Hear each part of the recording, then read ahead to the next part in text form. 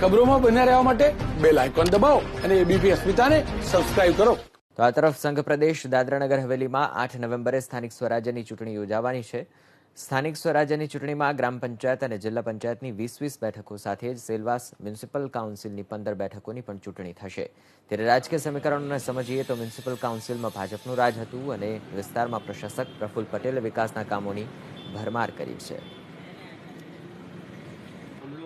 20 પંચાયતોની અંદર દરેક સભ્ય અને મ્યુનિસિપલ કાઉન્સિલના 15 વોર્ડની અંદર અમે લોકો અમારા જે ઉમેદવારો છે એ લડી રહ્યા છે. ચૂંટણી અંદર મ્યુનિસિપલ કાઉન્સિલની ચૂંટણીની અંદર જે લોકો પાસે અમે અપીલ કરી રહ્યા છે કે જે લોકોને તમે મેન્ડેટ આપ્યો હતો 5 વર્ષ માટે, એ લોકોએ જ્યારે તમારા પર મુશ્કેલી આવી છે ત્યારે તમને મુશ્કેલીઓમાં છોડીને જતા રહ્યા છે.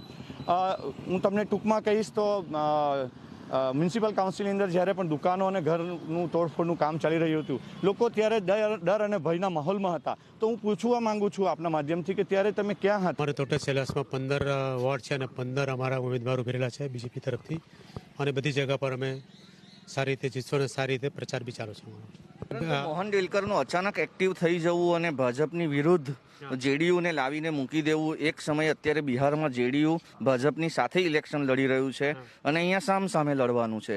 કેટલી અસર એને લઈને ભાજપે થોડી વધારે મહેનત કરવી પડે છે? ના, અમારે ભાજપે વધારે મહેનત તો નહીં કરવો પડે, કારણ કે પહેલેથી અમે બીજેપી સારું એવું કામ બી કર્યું છે અને ચાલતું છે. મોહન ડેલકરની એવી સોચ છે કે ભાઈ બિહારના લોકોને થોડુંક ખેંચીએ આપણે જેડીયુ લાવીને, અને એ લોકો વારે આ કેસ બદલતા રહી અને વોટ માંગતા રહી. પણ આ વખતે અમારા નગરપાલિકામાં 100% અમારા જીત છે. અમારી સંઘ પ્રદેશ દાદરા નગર હવેલીમાં સ્થાનિક સ્વરાજની ચૂંટણી યોજાઈ રહી છે.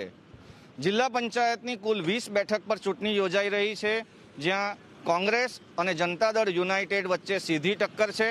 તો સેલવાસ મ્યુનિસિપલ કાઉન્સિલની ચૂંટણી 15 બેઠકો પર યોજાઈ રહી છે, ત્યારે અહીંયા કોંગ્રેસ, જેડીયુ અને ભારતીય જનતા પાર્ટીનો ત્રિપાંખીયો જંગ છે. પરંતુ કોંગ્રેસ હાર્ડલી 7 સીટ પર લડી રહી છે અને 1 સીટ, એમાંથી એક કેન્ડિડેટ 2 સીટ પર લડી રહ્યું છે.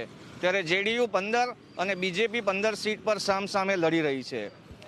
જે પ્રમાણે ગત ટર્મમાં ભારતીય જનતા પાર્ટીએ કામ કર્યા હતા, તેના માટે સેલવાસ મ્યુનિસિપલ કાઉન્સિલનો ફ્લોર એકદમ ક્લીન હતો.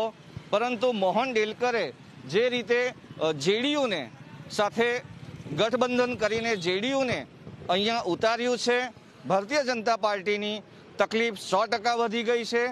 અગર સેલવાસની ગલીઓમાં આપણે જોઈશું તો ભાજપ અને જેડીયુ સામસામે અત્યારે લડી રહ્યા છે. ઘણા ભાજપના બાગીઓને પણ ચાન્સ મળ્યો છે અને તેઓ જેડીયુમાં જોડાઈને ભારતીય જનતા પાર્ટી સામે હાલ લડી રહ્યા છે. બ્રિજેશ શાહ, એબીપી અસ્મિતા, સેલવાસા.